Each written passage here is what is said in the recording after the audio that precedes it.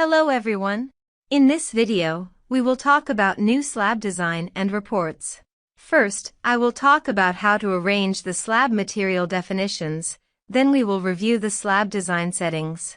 After we set the slab settings, I will give information about the definition of slab strips, and we will examine the analysis results using the analytical model.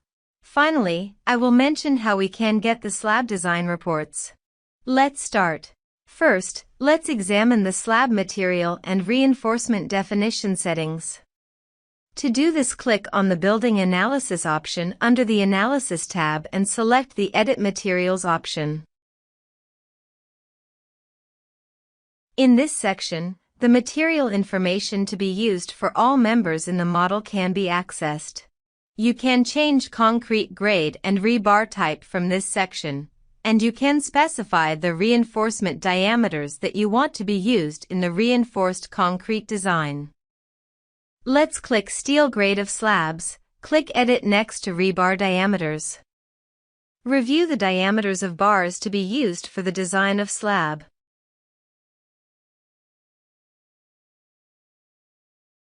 You can check or uncheck diameters to be considered in the slab design.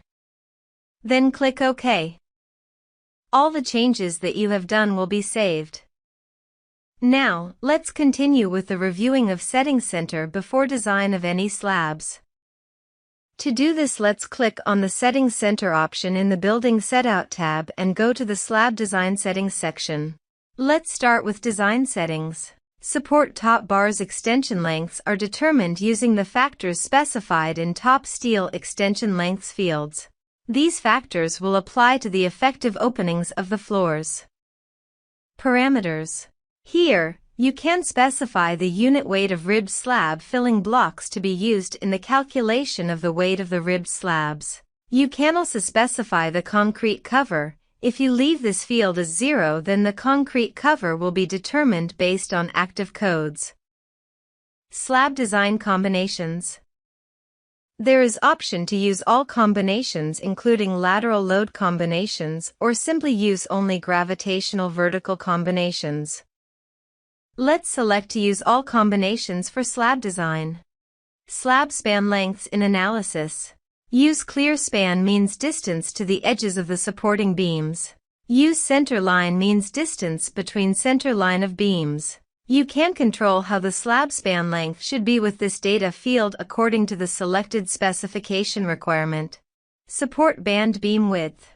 You can use one of the options in this data field to determine the width of the beams that we have marked as the support band from the width of the support band beams section.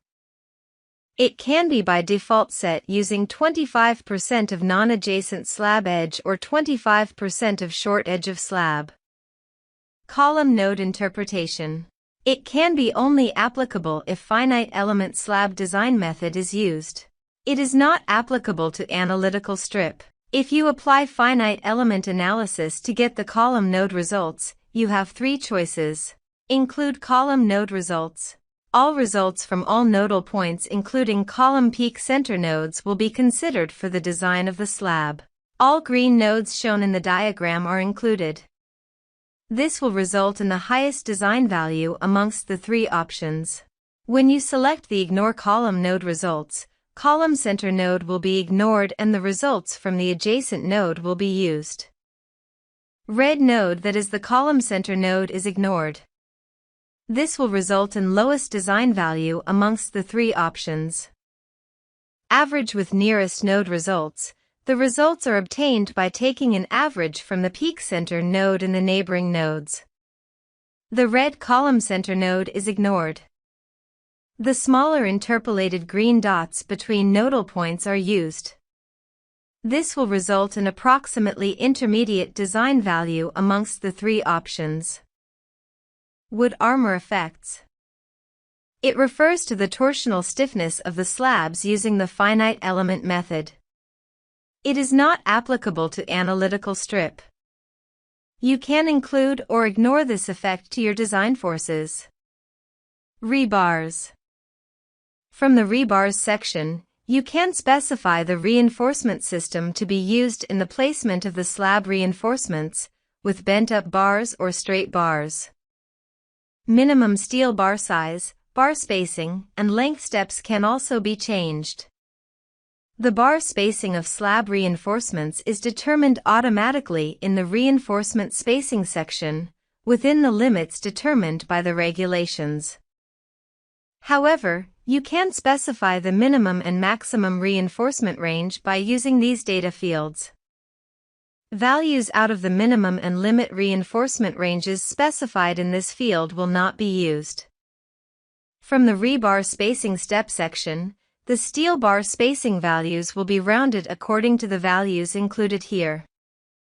Reinforcement length step section is the parameter that is effective in determining the length of slab reinforcements. The reinforcement length step specified in this data field will be used and the reinforcement will be selected as multiples of the value specified here. For example, if you want the reinforcement lengths to be determined in multiples of 5 cm, you can enter 5 cm in this field. Steel bar edge clearance is the clearance of the last slab rebar from the beam edge. According to the value determined in this section, slab reinforcements are placed in the areas delimited by the opening lines. These lines will generally be measured at a distance equal to the reinforcement edge tolerance from the slab edge lines. Curtailment options affects the detailing of rebar.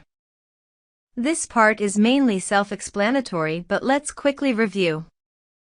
If you mark the section, make bob for top steel of cantilevers, Protostructure will bend the free end of the top bars of the cantilevers to provide a safer adherence length. If you do not want to make a bob on the top reinforcements of the cantilever bars, you can uncheck this field. Especially if the straight reinforcement pattern is used, it may be desirable to place the top additional reinforcements in the first row in both the X and Y directions. In such cases, you can select this option to increase the effective depth of slab in both directions. If you want to adjust the support reinforcement extension lengths according to the short sedge length, it is sufficient to tick this option. If the spans of the slabs on both sides of the support area are equal, the length of the reinforcing bar can be arranged based on the long slab span. As a result of the application you may prefer, the reinforcement will be extended equally towards both sides of the support. If you mark the put bent-up reinforcement along long edges of one-way slab section in the long direction, you will be able to place bent-up reinforcement in the long direction of the slabs working in one direction, as well. Finally, you can set the rebar cutting length and bob lengths from this section. All reinforcements whose lengths exceed this specified value will be added using the lapping length. Now let's continue with appearance. Appearance controls the graphical presentations such as steel bar total length and span lines, or you can choose to print alternative label of rebars. For example, you can use BB instead of B, or slab hole visualization can be either drawn as X or L. Summary: we can say that this part are mainly additional options to display dimension lengths of the rebars. Now, let's continue with the slab properties. Select any slab with right-click Slab Properties. When slabs are created, we did not specifically set the type of slab but left it at 1. Here, Type 1 means all edges are continuous. Type 2 means one long edge is discontinuous with the rest of the edge continuous. If we want to design the slab using the coefficient method, the correct slab type must be chosen. As a note that not regular and four-sided cannot be determined. It is technically beyond the scope of moment coefficient method. It is up to the user to set the type manually or to design these slabs using other methods such as finite element method. If you want to change the slab types manually, it will be enough to select the type you want to specify that appears in the Slab Properties section and click the Update button. For example, this slab should be Type 3. Instead of setting the type 1 by 1, fortunately there is an automatic batch function. To determine the slab types automatically, just right-click on Slab folder in the structure tree and select Set Slab Types automatically. Set the minimum continuity ratio above which that slab edge will be considered as continuous. Here, default minimum continuity ratio is 70%, however it is entirely a user decision. Click OK and then the slab type will be automatically determined as shown in the dialog. As you see, there are some slabs that their types cannot be determined automatically. Like cantilever slabs. It should be defined as type 12. It is unique and need not be further classified. Before continuing with the definition of slab strips, let's look at the last slab properties, which is design angle of slabs. If you have slabs of this type that need to be defined as angled, you can use the design angle feature in the slab properties interface. In this data field, you can enter the angle that determines the primary reinforcement direction angle of the slab. It is measured in the counterclockwise direction from the positive x-axis in degrees unit. The direction you define in the angle field will specify the first direction of the slab reinforcement. To see this effect, let's quickly define slab strips and run the building analysis. Then let's open the Building Analysis Model Contour tab.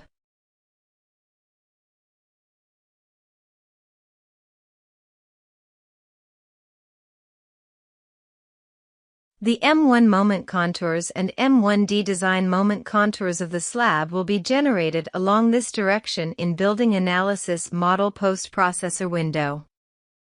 The other reinforcement direction will be defined as perpendicular to this direction. That means the M2 and M2D contours will be generated along perpendicular to the direction defined by this global angle. We'll review the analytical model in detail later in the video. Let's continue where we left off. Now, let's define slab strips on the existing slabs. To do this, go to Modeling tab, click on the slab strip. Here, as you see, the slab strip properties will be displayed. Let's set the direction to X for horizontal. The slab strip numbers start with 1, so the first strip label is X1. If you want, you can make changes for this part manually, otherwise the defined axes will be named automatically by the program in ascending order of numbers. Now, let's continue with strip types. As a slab strip type, analytical strip is used for design based on the coefficient method. When slab reinforcement calculations will be made using the finite element method, the FE strips should be used. To calculate the reinforcement of the FE strips, the finite element model of the relevant story must be prepared and analyzed. That means, strip will be based on finite element analysis, which requires the floor slabs to be meshed. I will also mention this later. If you select the manual strip option, you can manually place reinforcement in the zones you have chosen, regardless of any calculations. When you select this option, the screen in the manual strip menu will appear. By filling in the data fields in this menu, you can define the reinforcement you want in the region where you place the axis, but now let's continue with analytical strip type. When drawing the slab strips, it is essential that the start and end boundary conditions are specified correctly. Here, there are 3 options. First one is slab. The strip starts or ends inside a slab. The bottom steel for the slab in question is not designed, but the span of the slab can be defined, and this value is used in determining the support steel. By specifying slab width value, you can determine the extension length of rebars. Second one is bending of bar. Here, the strip starts or ends beyond an edge beam or wall. The support steel at the edge is bent down into the beam or wall. And the last condition is cantilever. The strip starts or ends beyond a cantilever slab. Now, let's define the first strip. For the first slab strip we are going to cut from left to right as shown by the arrow. The start and end are both beams. Let's left-click to confirm the start of strip. To draw exactly horizontal line, please hold down the Control key. Then click end of the strip to the right of axis 7. Slab reinforcement will be designed and shown automatically on the plan view. The program will design all the bottom bars and the top support bars.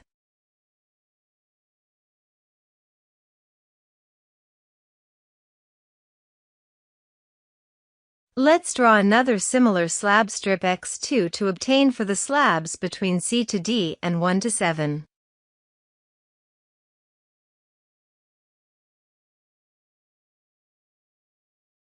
Now, let's look at the ZS27 slab. Zoom to this slab where the strip does not cut through. For this slab we can cut a strip through this slab only as the adjacent slab is already designed. The start condition is still Bob, however the end condition must be set to slab as the slab strip ends at the adjacent right slab. The adjacent slab is 5 meters, hence enter 5000 millimeters in the slab width, but start this is to ensure the curtailment of the top bar is correct. Now cut the slab strip across this slab, only the rebars will be designed. After defined all the slab strips with the same manner for story 1, we can continue with the cantilever slabs. Using cantilever boundary condition, now we can define other analytical strip. To design cantilever slabs, let's select the story 2 plan view. Slabs between axes D to E. Since the left is cantilever slab, let's change the start boundary condition to cantilever and draw the strip.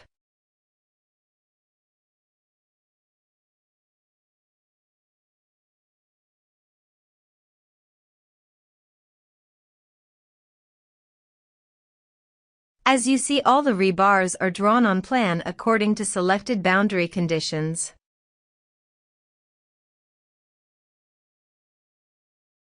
Now quickly draw the vertical strips to design Y direction rebar for the story 1 slabs. Let's change the direction to Y and reset the number to 1 again so that the strip label is Y1. Keep type as analytical strip. We are going to cut the strip from bottom to top starting from grid 1 to 2 and set at start condition as Bob.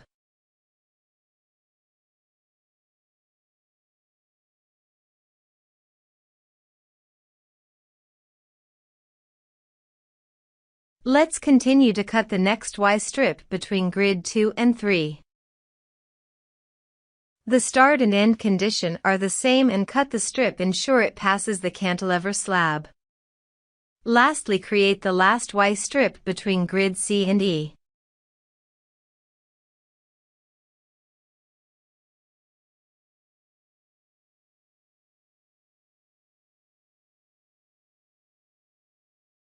Let's quickly draw all other strips for the story 1 and 2.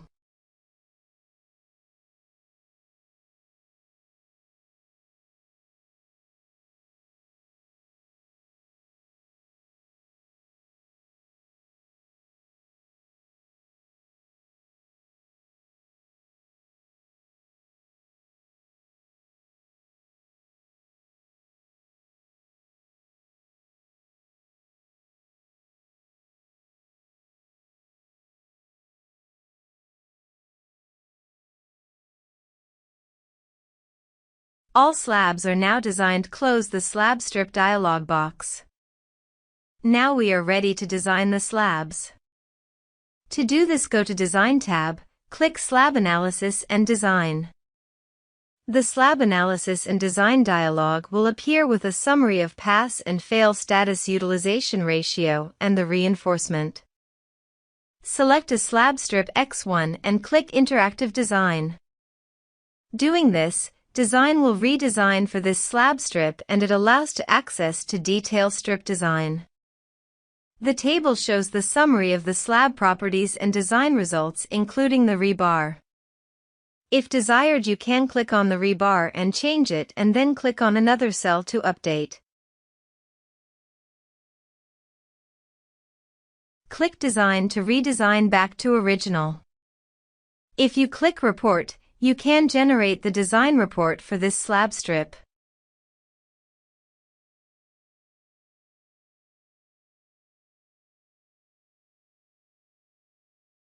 Using this, you can copy and paste rebars from one slab to the other using the copy and paste bars functions.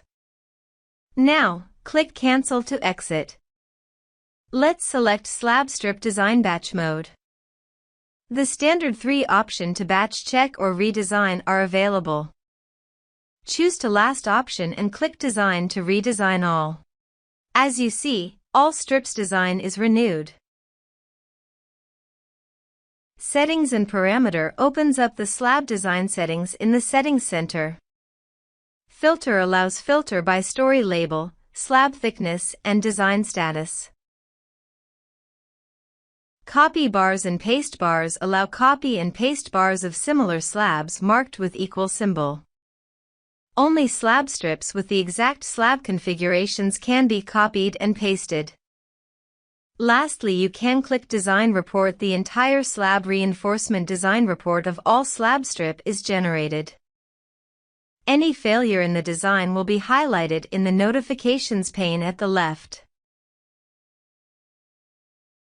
As you see, we have completed the slab analysis and design. Close the dialog box. Now, I want to continue with the slab analysis and design using finite element shells. This method can be used for all types of slab, but it is essential for a regular and flat slab system. There are two choices of slab analysis source.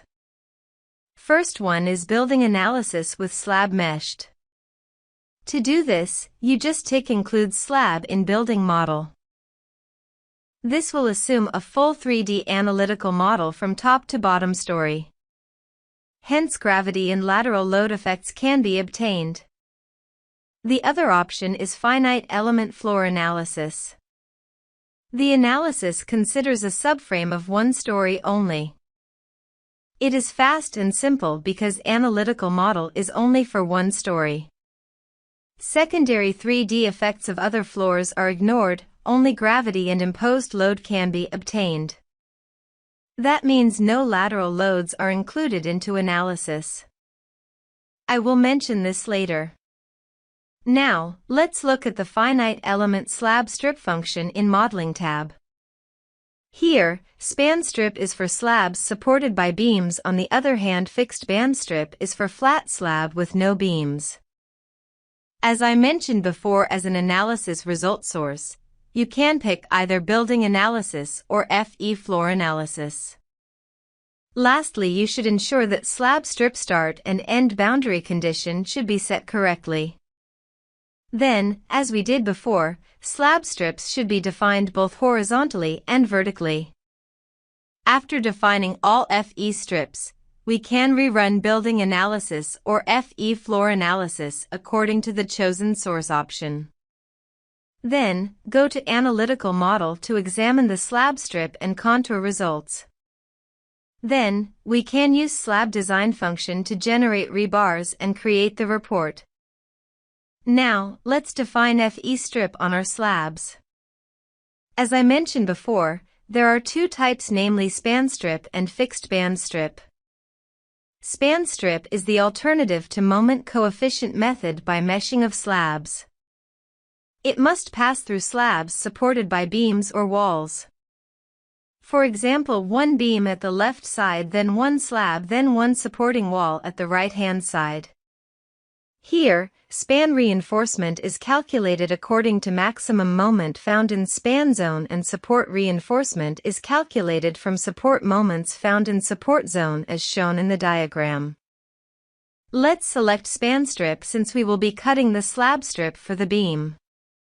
As an analysis result source, let's choose building analysis, so this means that we must choose to mesh the floor slabs during building analysis. On the other hand, FE floor analysis is the other option, as I said before. FE slab analysis method is a different analysis method that only considers one floor at a time. If you select the FE floor analysis option, you can analyze and design floors under vertical loads only independently from the global 3D building analysis. In this approach, the floor is isolated from the building and only gravity and imposed loads are applied. This allows engineers to simulate design scenarios where vertical loads govern. When conduct a FE chase-down analysis, where it analyzes the floors from top to bottom, iteratively applying the calculated column reactions onto the floor below. This methodology is preferred by some engineers, who would like to eliminate the artificial side effects of a global 3D finite element analysis such as the 3D frame effects and differential settlements due to relative axial rigidities. This method simulates the good old 2D hand calculation methods in a 3D environment. Now let's proceed by selecting the building analysis as the analysis result source. Since I mentioned this boundary condition issue before, I will not talk about this again. So let's choose Bob for start and end condition, and do not forget to hold down Ctrl key to snap to horizontal. Then we need to cut the strips orthogonally to obtain design both in X as well as Y direction. As you see, no rebar are shown as we have not run building analysis. Now move to flat slab story and focus on the flat slab type. As this is a flat slab, we cannot use the span strip, so we must use the fixed band strip. The fixed band strip is specifically for the design of flat slab, raft or mat foundation. Width of the strip is defined by left extend and right extend input as shown here. A single arrangement of top and bottom rebar will be designed. It will cover and extend to the entire length and width of the strip as shown in the diagram. Top rebar is calculated based on the maximum negative moment detected in the entire length and width of the strip. Bottom rebar is calculated based on the maximum positive moment detected in the entire length and width of the strip. Now, let's define FE fixed band type strip for the fourth story, and under analysis result source, let's pick the building analysis. The extender scope by default is 1 meter left and 1 meter right, giving a total of 2 meters width. Integral option allows design moment to be averaged. This diagram shows a typical bending moment diagram at the flat slab at column interface. By default, the maximum nodal moment will be used for the FE fixed band strip design. The integral option will average the design moment across the width of the strip. As such, the wider the strip, the lower the average design value, especially at the column support region where the moment changes abruptly. Hence, you should carefully evaluate how wide to create each strip when integral is checked. Otherwise, the design may be too unconservative. Here, as you see, no rebars are shown as we have not run building analysis. Also, the defined strip width does not cover the entire slab, hence only the design moments within the boundaries of the strip will be used. In a real flat slab project, it would be more reasonable to cut several strips of different width, for example, different strip at column and span area. Now, for the simplicity, we can randomly arrange the width of the strip to cover the entire slab between axis C to D and 1 to 4. So, the design will take into account this boundary. We can manually key in the left and right width, or we can automatically adjust the width by clicking on the arrow icon, then click on the top edge of the slab. As you see, left value will auto-update. Similarly, click on the arrow icon again, then click on the bottom edge of the slab. The right value will auto-update. Then click Update and the width of the slab strip will now extend to edges of the slab. We will not check the option of integral strip. Since the width of the strip is high and averaging the design moment will be too unconservative. And we need to cut the strips orthogonally to obtain design both in X as well as Y direction.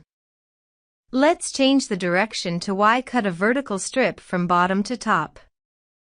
Similarly, we can adjust the left and right width of the slab strip and click Update.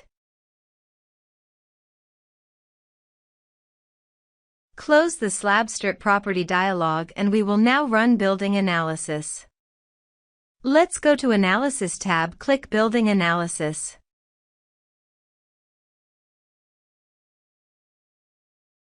Go to Model Options. Slab Model. By default, include slabs in building model is unchecked. This means that the slabs will not be considered or included in building analysis. Since we have chosen to design the slab using finite element method, we must check this option so the slabs will be included by meshing of the slabs. Let's click Stories to be meshed and tick Story 4 and define the shell element size. The mesh uniformity can be controlled by specifying different minimum and maximum shell size. The objective is to have a minimum of 8 to 10 slab meshes between column or supports. Let's input 800 mm as minimum. As slab stiffness coefficients, in plane membrane for slab shells. This option can simulate semi-rigid floor diaphragms and mainly affects lateral load analysis. Bending stiffness out of plane for slab. According to certain concrete design publication, it is common practice to take into account crack and creep effective concrete slab by decreasing the slab stiffness. Let's use defaults values. If you wish, you can get more detailed information using Proda Help Center. Now, go to Analysis tab and select Building Analysis.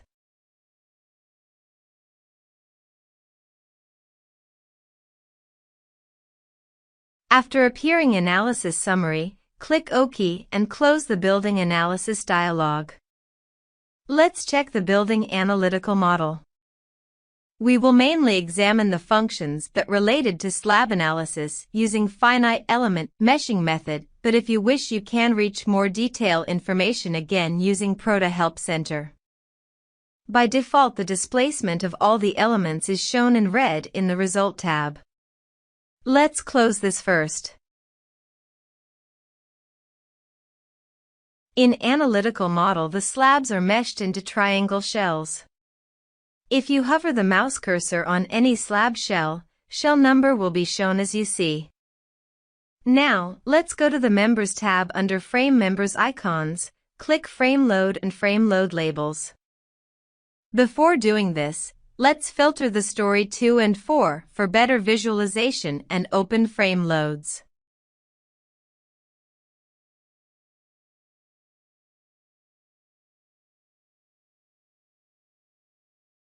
This will switch on the loads and values on frame members, which are columns, walls and beams.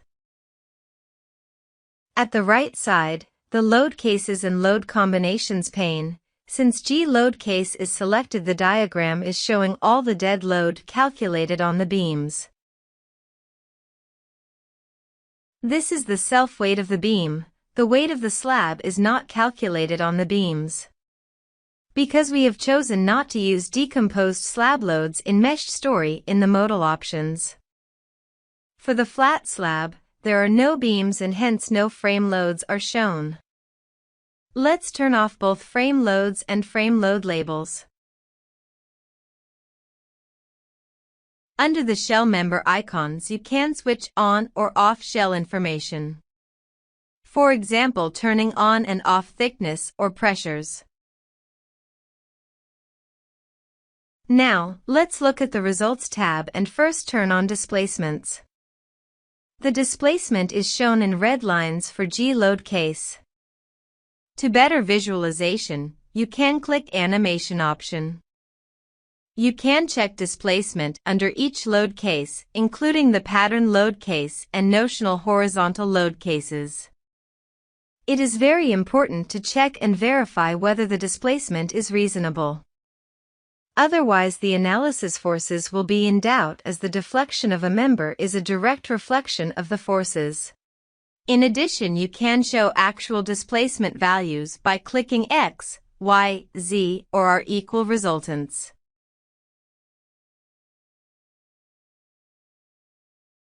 At the bottom box you see, the maximum displacement value is shown. You can click on it and an arrow will appear to identify the node with maximum displacement under the selected load case. Let's close it and proceed to examine the slab strip diagram in the FE model. Zoom to the beam slab story and select strip X1. The design moment of the strip will be shown along the strip X1. This maximum positive and negative design moment is calculated based on all the results of the FE slab shells. The gray nodes are additional lateral or transverse nodes that are calculated to offer greater precision, as the slab shell nodes may not be sufficient if the slab mesh is large. Here, if the results collection method is selected as maximum, the maximum of the lateral or transverse nodes at each station is used. If you select strip line, only displays the values at the station nodes and lateral nodes are not considered. Here, MD is design moment, which has included the wood armor effects. It is an analysis method that explicitly incorporates twisting moments into slab design contours. It is recommended to always use to MD that include wood and armor adjustment because it will always be higher than the unadjusted moment. As you see, currently we are looking at strip diagram of load case G. But we can also look at different combinations. Even it is more meaningful to look at envelope diagrams, as it is a superimposition of all load combinations. Envelope results will be used in the final rebar strip design. Specifically, envelope minimum will superimpose all combinations results and just how the gathering negative moments. Conversely, maximum envelope will superimpose all combinations and just show the maximum total positive moments. Also, you can review the Y1 slab strip using same procedure. Now, let's continue with the flat slab results. Choose X1, which is the horizontal fixed band strip that we cut through the slab. Please notice that lateral or transverse gray nodes are shown for the entire extent of the strip width. This is expected of fixed band strip where all nodes within the strip length and width will be considered. As results collection method, the maximum and strip line is the same as previously. Integral option is only available for fixed band strip. As explained previously, this will average the design moments along the lateral nodes. This will result in lower design moment as compared with maximum method. Integral option will only be used in design if it is specifically chosen in the slab strip properties. Else it's just for viewing purpose. In addition, you can choose Y1 to look at the diagram of the vertical strip. Again, you can investigate both minimum envelope and maximum envelope. Now let's go to the Contours tab. This is where we can interrogate the slab analysis and design diagrams in more detail. Select Contours, and then the Effects panel will appear where there are options to show displacement, forces, bending moments, design moment and required steel area contours. Let's examine the displacement contours first. Click on Displacement Z and load combination G plus Q. The legend is with reference to the global coordinate system as shown at the bottom left. Here, forces contour F11 and F22 are direct axial force per unit length in the plane of the shell, and F12 is the shell shear force per unit length. Bending moment in local direction. This will be similar to the global direction if there is no angle value is specified in the slab properties. M1 and M2 is the bending moment in global direction X and Y respectively. M12 is the twisting or torsional moment due to the wood armor effect. Design moments wood armor. These are design moments with wood armor torsional moments included from the design moments. The required steel area are displayed as 4 contours due to 2 directions top and bottom steel. For example, a S1 bottom will show only the bottom required steel and direction 1. Required steel areas with wood armor effects included are marked by extra D. For example, a SD1 bottom. We recommend you always use the ASD contours as the values will always be higher than the AS contours. If you get more detailed information about rest of the commands, Proda Help Center will help you. Now, let's continue with the slab design by selecting Slab Analysis and Design command. The Slab Analysis and Design dialog will appear with a summary of slab strip design, such as type utilization ratio, design status and rebars. The design status is red cross and there is no rebars because design has not been performed. Let us design slab strip X1. Select the slab strip by clicking on it and click Interactive Design. The table shows the summary of the slab properties and design results including the rebar. Click Design to design this slab strip. The design results and rebar information will be calculated. You can click on the span and support rebar to change it. Now, let's look at the strip profile command. This will show the envelope bending moment diagram and deflection by default. You may choose a load case or load combination to view if desired. Let's close it and click Report to generate the design report for this slab strip.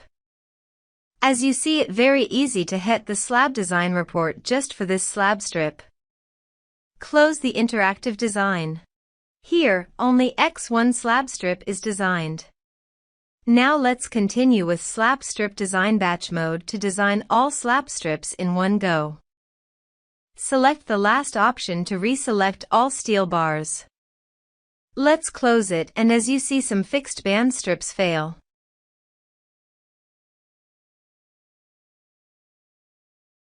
To review it, click on X1. The reason for failure is insufficient section.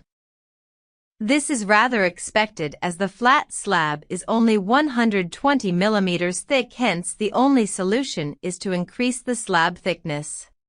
For now, just ignore it and let's continue with the upper menu filter command. As I said before, it allows filter by story, slab thickness and design status. Do not make any filter and click Cancel. Copy bars and paste bars allow copy and paste bars of similar slabs marked with equal symbol. First select the slab strip, then click Copy bars. Then, you can select another slab strip with equal sign and paste it. As a note, only slab strips with the exact slab configurations and direction can be copied and pasted. To get the design report for the entire slab, you can click Design Report command, or you can select any strip that you want to print report by checking Print box. When you generate the report, any failure in the design will be highlighted in the notifications pane at the left so you can easily review the report. As we are done with the design of slabs, let's review the slab rebars on plan view after design. As you see, only slab strips that pass will have the reinforcement shown. To design the 4S1 slab, which is insufficient slab thickness, increase the slab thickness of the flat slab model to 200 mm.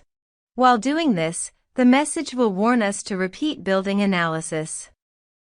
We should rerun the building analysis.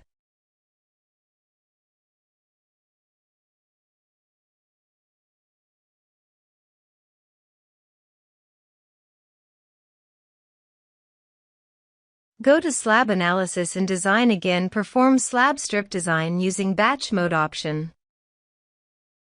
All the slab design should pass now. Let's also review the design report. All the values are updated as you see. Close the report and the design window both. The slab rebars are now all shown on the plan view. To get the form plans of these slabs, you can go to Drawings and Reports. Click Form Plans to generate a preview of the drawings. Here, a form plan view according to different studies will be generated. In order to produce a DWG or DXF file, you need to use Proda Details. You can again reach detail information using Proda Help Center. Thank you for watching, and do not forget to subscribe to Proda YouTube channel to hear about our latest tutorials and videos.